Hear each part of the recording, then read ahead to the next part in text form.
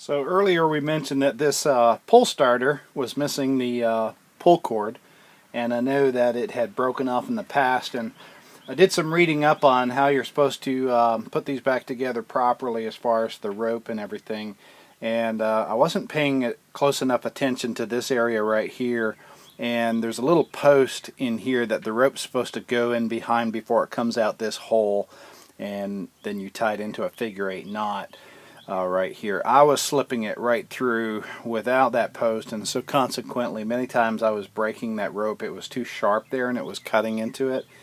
And so that's the proper way is that you wind up this recoil all the way till it's tight, and you go counterclockwise to tighten that spring up.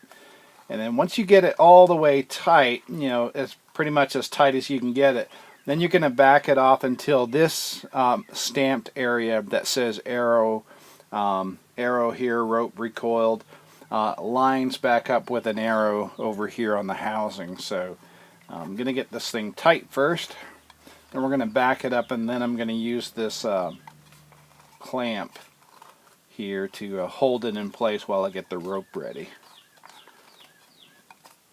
Alright, so just about there. That's pretty much at full tightness. You can see, if you can see in there, the spring is wound. I don't know if you can quite see the edges of that spring in there or not, but that's I can see it's coiled pretty tight. So I'm just going to back this up until that stamped area lines up to here, right there. And I'm going to clamp this. I want to clamp it on this side so it's not in the way of where the rope and handle go in. Alright. Pretty good snug fit. I think I'm going to do it over here where I've got a little bit of something for it to grip. Loosen that just a little bit. Alright. So that is clamped. Let me get the rope ready now. I bought a new starter handle. Just got this locally at Tractor Supply. Didn't feel it was absolutely necessary to go back with an OEM Johnson part. So this is about 88 inches of rope. I'm going to bring it down to the recommended size of about 72 inches according to the sites that I've read on the Johnsons. And I'm going to go ahead and poke out this handle. So the metal handle here needs to pop out, and we're going to be feeding the rope through that, and that'll go face down kind of like so, with enough room for a knot in the rope.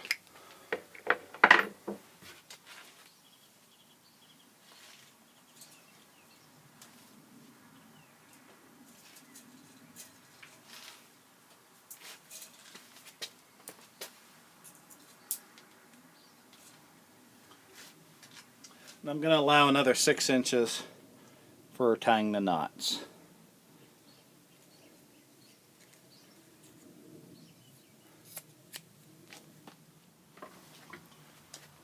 Now I'm just going to take and melt the end of this rope a little bit. I've got my gloves on so I can kind of shape it.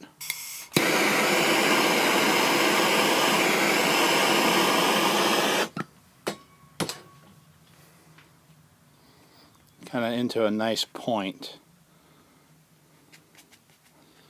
That'll be the end that we want to put into the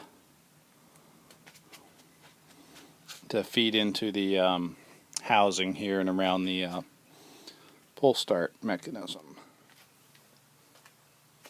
Alright, I'm going to take this in, put it through here, and having that burnt tip on there really helps that to gets right in here behind the little post like it's supposed to. So let's see if we can flip this out, get this up.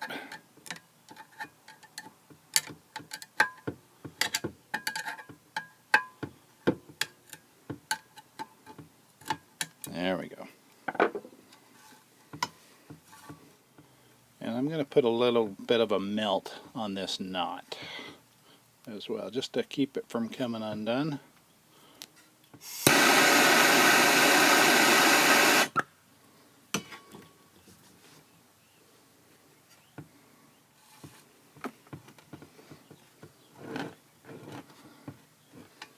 before I put the handle on, I'm going to go ahead and let this go and let it start feeding back in and see where my rope ends up.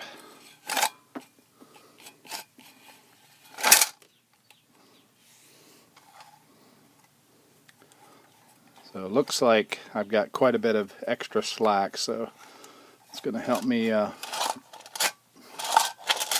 know where to get that set. So get this fed through the handle.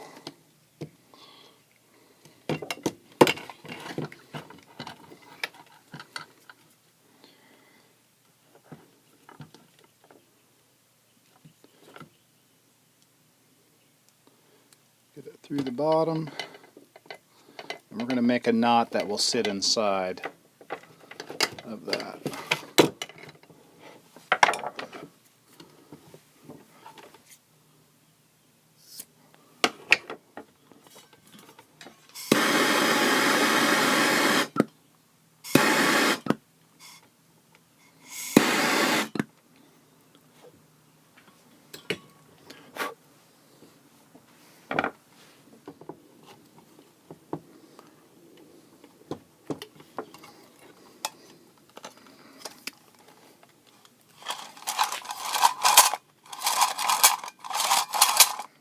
Alright, I think we've got good recoil on that. Tension is good. Pulls it back in every time, so the starter should be back in shape.